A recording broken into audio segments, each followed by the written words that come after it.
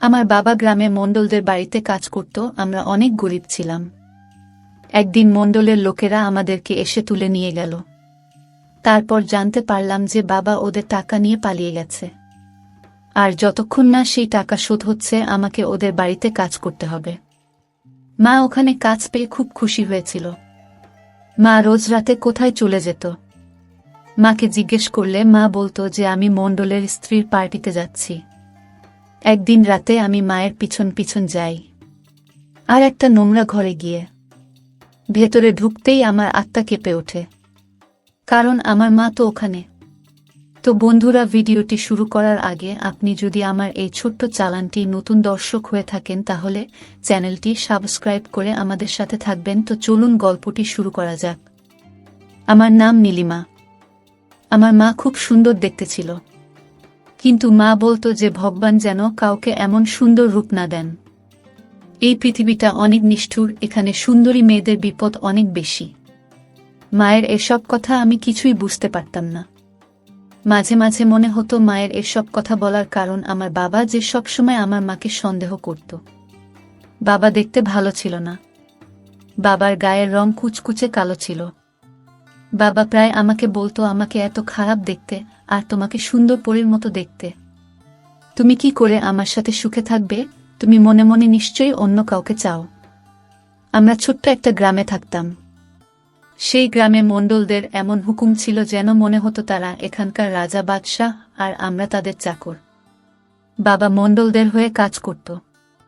খুব একটা ভালো কাজ ছিল না, শুধু মণ্ডলের সাথে সাথে থাকত, কিন্তু মূল বাবাকে চাকরের মতো ধমক দিত।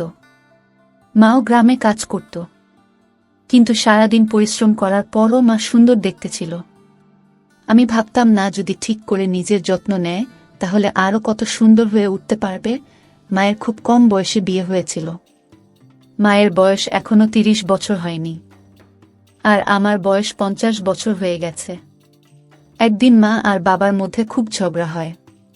বাবা মাকে জিজ্ঞেস করে, তুমি মণ্ডলদের বাড়িতে কেন গিয়েছিলেন?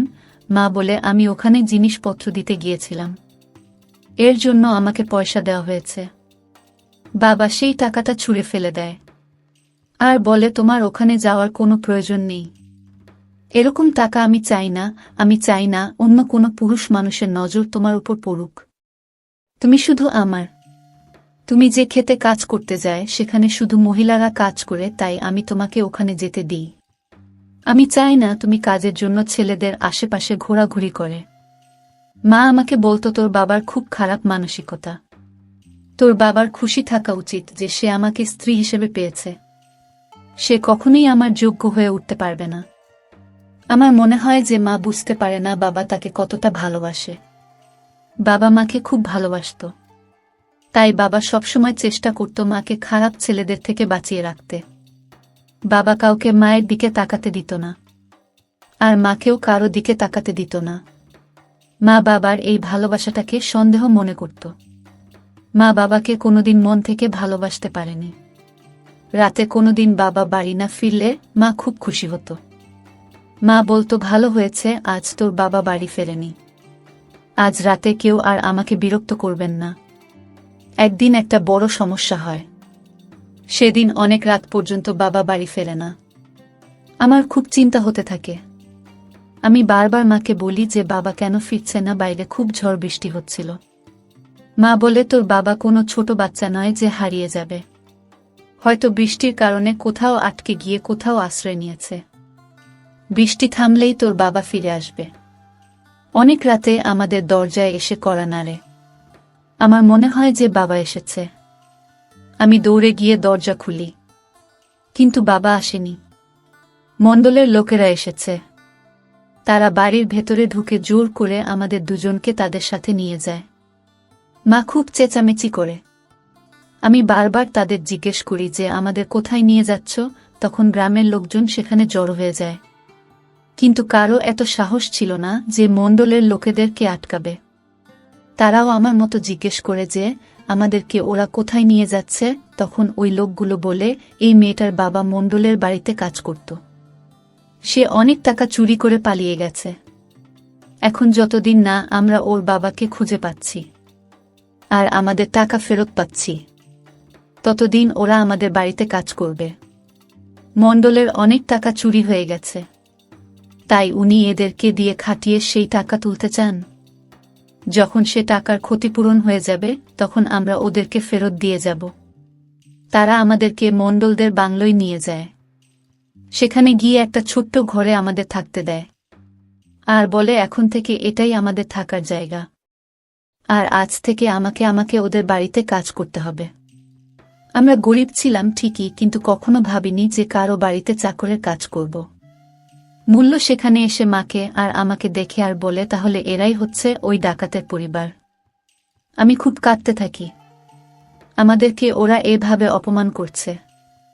আমার মা কাঁদতে কাঁদতে বলে, দেখো তোর বাবা আমাদের কত বড় সমস্যায় ফেলে দিয়েছে। সে টাকা চুরি করে কোথায় গেল কে জানে। যদি টাকা চুরি করে পালাতে হতো তাহলে আমাদের কেউ সঙ্গে করে নিয়ে যেতে পারত, আমরা অন্তত এদের হাত থেকে বেঁচে যেতাম। কিন্তু তা না করে উনি নিজেই পালিয়ে গেলেন। তোর বাবা এতটা স্বার্থপর আমার জানা ছিল না। আমি মাকে বলি, এখন আমরা কি করব? মা বলে, কি আর করব, এরা খুব ভয়ঙ্কর লোক।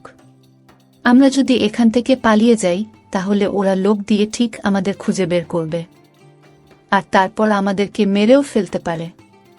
তাই এরা যা বলছে তা মেনে চলাই ভালো। তোর বাবার পাপের প্রায়শ্চিত্ত তো আমাদেরকে করতেই হবে। এখন আমাদের এদের বাড়িতে কাজ করতে হবে। পরের দিন সকালে আমি আর আমার মা বাংলোয় যায়। আমরা বাড়ির ভেতরে ঢুকছিলাম, তখন একটা মোটা মহিলা আমাদেরকে থামিয়ে দেয়। মনে হয় সেই বাড়ির ইনচার্জ। এখানে সব কাজের লোকেদেরকে দিয়ে সে কাজ করায়। এই মহিলা মাকে বলে, তোমার কাজ বাড়ির ভিতরে, তুমি রান্নাঘরে কাজ করবে, বাড়ির সবার জন্য খাবার বানাবে। শুনেছি তুমি খুব ভালো রান্না করতে পারো। আর আমাকে বলে, তোমার কাজ বাড়ির বাইরে, তুমি ড্রয়িং রুম পরিষ্কার করবে আর আশেপাশে যে সব বাগান আছে সেখানে কাজ করবে। তখন মা বলে, দয়া করে ওকে কোনো সহজ কাজ দেবেন, বেশি কঠিন কাজও করতে পারবে না। তখন সেই মহিলা আমাকে ধাক্কা দিয়ে সরিয়ে দেয় আর বলে, যাবে এখান থেকে। কাজের লোকেদের এত বায়না আমার সহ্য হয় না। আমি মায়ের দিকে করুণ চোখে তাকাই। মা বলে, চিন্তা করিস না, এখন আমাদের খারাপ সময় যাচ্ছে, এটা খুব তাড়াতাড়ি কেটে যাবে, আমাদেরও দিন আসবে। মা বাড়ির ভেতরে কাজ করত আর আমি বাড়ির বাইরে। আমি সারা দিন মাকে দেখতে পেতাম না, শুধু রাতের বেলায় আমার মায়ের সাথে দেখা হতো। কিন্তু রাতে আমি এতটাই ক্লান্ত হয়ে থাকতাম যে আমি মায়ের সাথে কোনো কথা না বলেই ঘুমিয়ে পড়তাম। একদিন আমি মাকে বলি যে আমাকে এরা খুব কঠিন কাজ দেয়। মা বলে, আমার কাজটা সহজ নয়, এই বাড়িতে অনেক লোকজন, আর সারাদিন খাওয়া দাওয়া চলতে থাকে। সারাদিন আমাকে উনুনের সামনে বসে রান্না করতে হয়, আমার খুব কষ্ট হয়। মাকে রান্নাঘরে কাজ করতে হতো আর আমাকে বাইরে রোদে কাজ করতে হতো। আমার বাবার কথা খুব মনে পড়ত আর বাবার উপর রাগও হতো। বাবা কি করে আমাদেরকে ফেলে রেখে দিয়ে চলে গেল, টাকা নিয়ে পালিয়ে যাওয়ার আগে একবারও ভাবল না যে তার ফ্যামিলির কি হবে। বাবা তো খুব ভালো মানুষ ছিল, সবসময় তার স্ত্রী আর মেয়েকে আগলে রাখত। আর আজ তারা হাজারটা পুরুষ মানুষের সামনে চাকরানির কাজ করছে।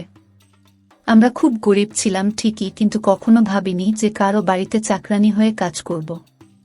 আমরা সম্মান নিয়ে বাঁচতাম, নিজের পরিশ্রমের টাকায় খেতাম, কারো দয়ায় বাঁচতাম না। মাকে দিয়ে ওরা খুব খাটাত, কিন্তু মাকে দেখে মনে হতো যে মা খুব সুখে আছে। হয়তো মায়ের কাজ আমার মতন অতটা কঠিন ছিল না। রান্নাঘরে এক জায়গায় দাঁড়িয়ে রান্না করতে হতো, আর আমাকে তো সারাদিন দৌড়ে বেড়াতে হতো। ভারী ভারী জিনিস তুলে এখান থেকে ওখানে নিয়ে যেতে হতো। কখনো ঝাড়ু লাগাতে হতো, কখনো আবার বাগানে রোদের মধ্যে দাঁড়িয়ে গাছে জল দিতে হতো। দিনে দিনে আমার গায়ের রং খুব কালো হয়ে যায়। আর হবে নাই বা কেন, সারাদিন রোদে ঘুরে বেড়াতে হয় যে। রোদে 1 ঘন্টা কাটালে মানুষের চামড়া কালো হয়ে যায়, আর আমি তো সারাদিন রোদে কাটাতাম। রাতে আমার খুব ঘুম পেত, কিন্তু মা বলতো যে তার ঘুম আসছে না। হয়তো মায়ের চিন্তায় ঘুম আসে না, না বলতো তুমি শুয়ে পড়ো, আমার ঘুম আসছে না। রোজ রাতে আমি ঘুমিয়ে পড়ার পর হয়তো মা এক কোণায় গিয়ে শুয়ে পড়ত। কিন্তু একদিন রাতে হঠাৎ আমার ঘুম ভেঙে যায়, আর আমি দেখি যে মা ঘরে নেই। এত রাতে মা কোথায় যেতে পারে? বাথরুম তো ঘরের ভেতরেও আছে। তাহলে মা বাহারে কি করতে গেছে? এমনিতেই বাংলোতে থাকতে আমার খুব ভয় করত। আশেপাশে কত পুরুষ মানুষ ছিল, কার মনে কি আছে বোঝা মুশকিল। আর আমার মা তো খুব সুন্দর দেখতে। বাইরে মায়ের কোনো বিপদ হলো না তো, আমার চিন্তা হতে থাকে, আর আমি বসে বসে মায়ের জন্য অপেক্ষা করতে থাকি। কিন্তু মা ফেরত আসে না। অপেক্ষা করতে করতে কখন ও আমার চোখ লেগে যায় আমি নিজেও জানি না। তারপর যখন আমার ঘুম ভাঙে তখন আমি দেখি মা কাজে বেরোনোর জন্য তৈরি হচ্ছে। আমি মাকে জিজ্ঞেস করি, তুমি সারা রাত কোথায় ছিলে? মা বলে, বড় বিবি আমাকে ডেকেছিল তার পা টিপে দেওয়ার জন্য। মণ্ডলের স্ত্রী, উনি খুব খারাপ মহিলা। সারা রাত আমাকে দিয়ে পা টিপে নিত।